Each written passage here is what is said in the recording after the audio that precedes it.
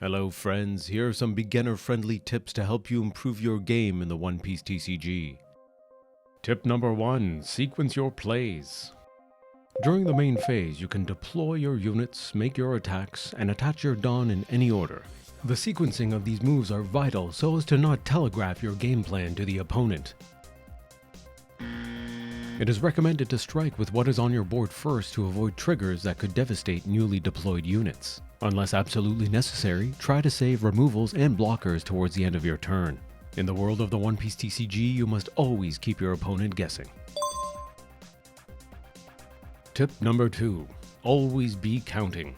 During your turn, it is important to know how much Dawn your opponent has up, as this could spell doom in terms of a counter. In this example, Kaido has 2 Dawn up, which could mean that he has a Thunder Bagua in hand.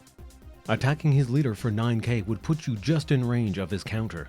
However, he has a Queen on board in conjunction with Thunder Bagua would put his defense at 10k, nullifying your attack and keeping his character safe. Therefore, you should always calculate how much Dawn you would need to commit to overcome an opponent's defense.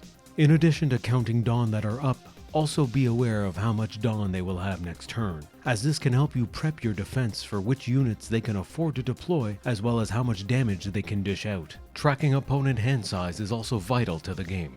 This not only tells you how many cards they can possibly play on their turn, but most importantly the amount of counters they may have for defense.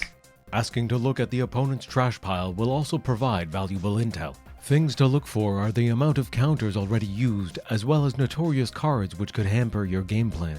Observations such as an absence of 2k counters could mean they are saving them for later in the match. Keep these things in mind as you can thwart an enemy's game plan. Always try to be one step ahead. These are some simple verbal requests that you can make of the opponent. During tournament play, if they do not comply, you can call over a judge for an infraction. Tip number 3. Board state awareness. When surveying the board, take note of what the opponent has out on the field. Make sure you're also aware of the card effects and to plan your strategy around them. Playing into set effects can be costly and set you back for many turns. Balancing your attacks to clear the board and to damage the opposing leader is critical. Failure to do so will leave you overwhelmed and provide the opponent with board advantage. In this example, 9-cost Kaido is played, with its on-play ability knocking out Boa Hancock. The other 2 units are then attacked, leaving its leader wide open and its board empty for next turn. Using counters and removals effectively can shift the tide of battle in your favor.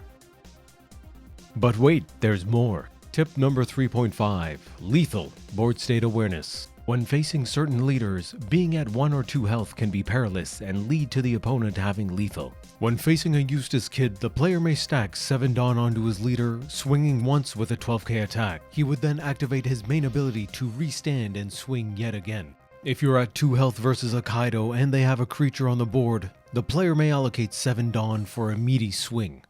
Kaido's activate main ability will then be used to trash your remaining life card, and they would then swing for game. When at 0 health facing a Straw Hat leader, beware of Rush Luffy and Diablo Jambe, which can circumvent blockers you may have on the field. Tip number 4. Know thy enemy. Playing at your local game shop will provide you with great experience in learning the game. You'll face different leaders, playstyles, and strategies. Online simulators are best used to test out deck ideas before trying them out in person. However, take note, the sim is not an absolute determination of skill as there is no ranked ladder system.